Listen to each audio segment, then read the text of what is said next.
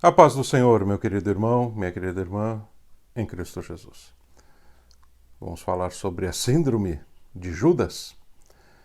O Evangelho de João, capítulo 6, verso 70 diz: Replicou-lhes Jesus: Não vos escolhi eu em número de 12? Contudo, um de vós é diabo.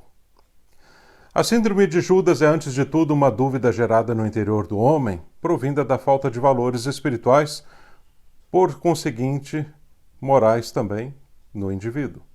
Ela traz consigo a existência de perguntas que discutem na mente da pessoa sobre qual decisão tomar entre até que ponto é servir e até que ponto é trair.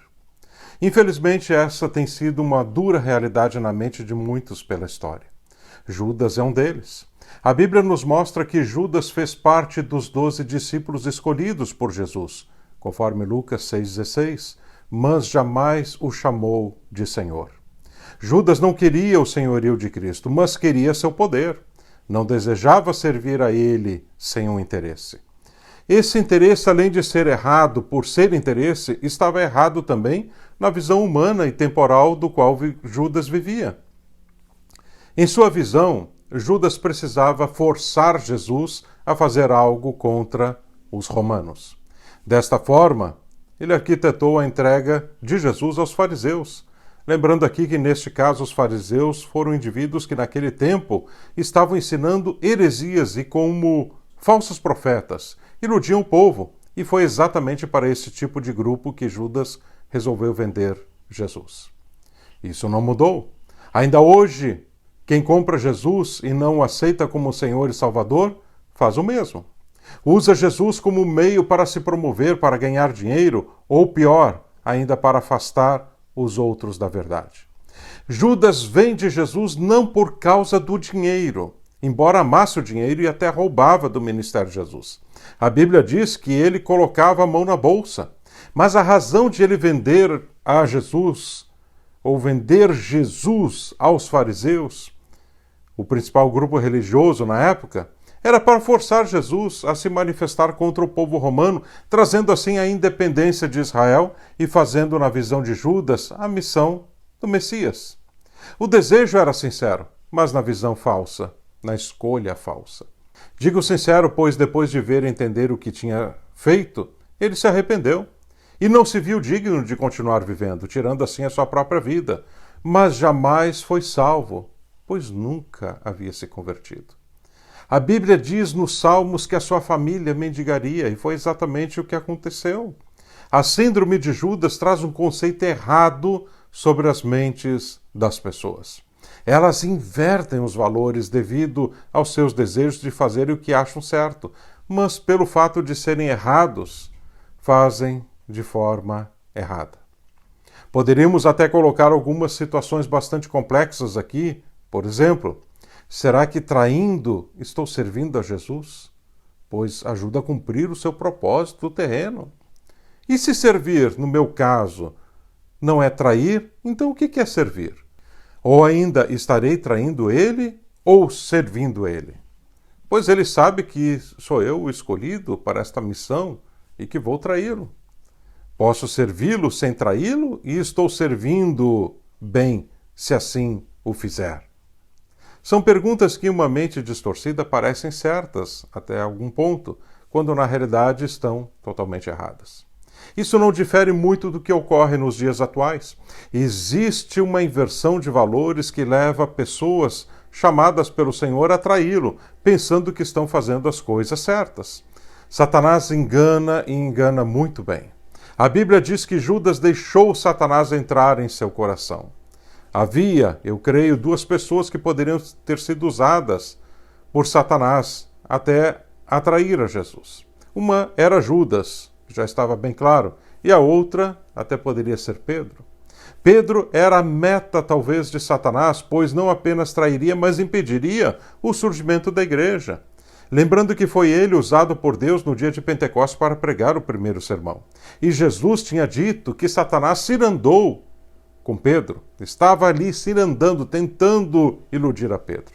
O fato é que há um espírito de controvérsias no meio do povo de Deus e neste mundo, invertendo os valores, tornando o certo visto como errado e o errado como certo.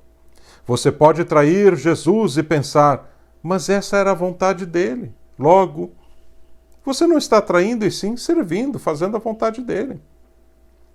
Trazendo para os nossos dias de forma clara, você pode viver como um diabo e ser um bom cristão, pois Deus sabe de todas as nossas limitações e aceita cada um viver do seu modo, pois Ele é amor. Isso mostra que a falta de entendimento do que realmente é o Evangelho leva pessoas a terem a possibilidade de adquirir a síndrome de Judas. Por isso a importância de um Evangelho real a ser ensinado e pregado constantemente, pois é a única forma de evitar pessoas a terem esse tipo de pensamento distorcido. Judas não estava fora do grupo. Judas estava dentro do grupo. Era um dos 12. O perigo não vem apenas de fora, mas o perigo também vem de dentro, muitas vezes. E o pior, é maior. Esse perigo não é aguardado. Não existe alarme contra ladrão para quem está dentro da casa, pois se espera que o ladrão venha do lado de fora. Desta forma, Satanás tem entrado com ensinos falsos nas igrejas, usando indivíduos de dentro da igreja, para ensinar e disseminar um falso evangelho, uma visão distorcida, enfraquecendo a fé de muitos, pois como Judas, esses indivíduos andam com más companhias e nunca realmente foram convertidos. Quero destacar aqui 3 pontos importantes. Primeiro, a síndrome de Judas torce a verdade em busca do dinheiro. Segundo, a síndrome de Judas torce a verdade em busca do poder. E terceiro, a síndrome de Judas torce a verdade em busca do mundo.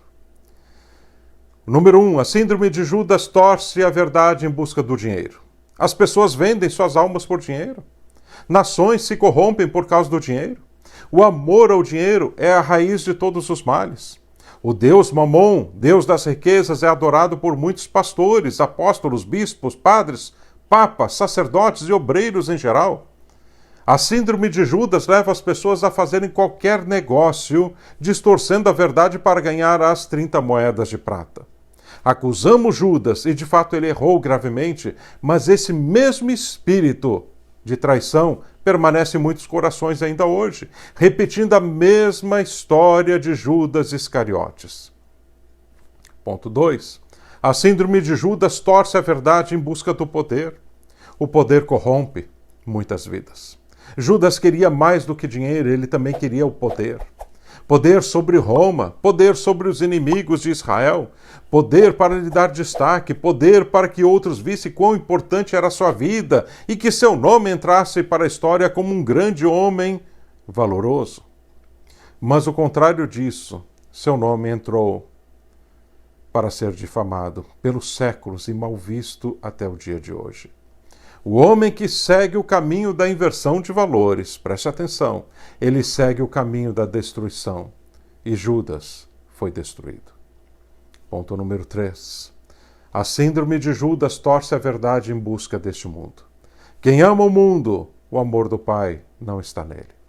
O mundo sempre foi e será o inimigo de todo cristão verdadeiro. Judas não entendia isso e nunca entendeu isso.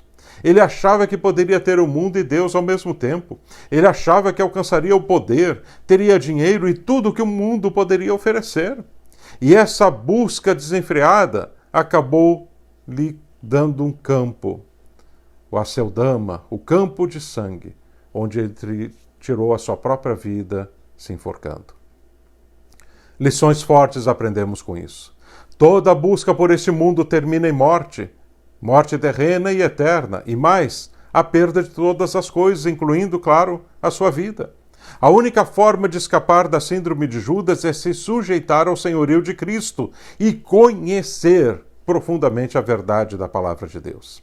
Qualquer ensino que deturpe a Bíblia irá levá-lo à síndrome de Judas e em algum momento vai acabar destruindo você. Ou você entende o que Jesus quis dizer com: se alguém quer vir após mim, negue-se a si mesmo. Ou então você perderá a sua salvação, se é que já foi convertido. Judas jamais se converteu.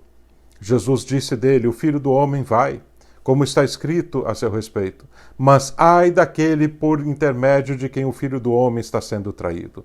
melhor lhe fora não haver nascido. Está lá em Mateus 26, verso 24. Que Deus te abençoe.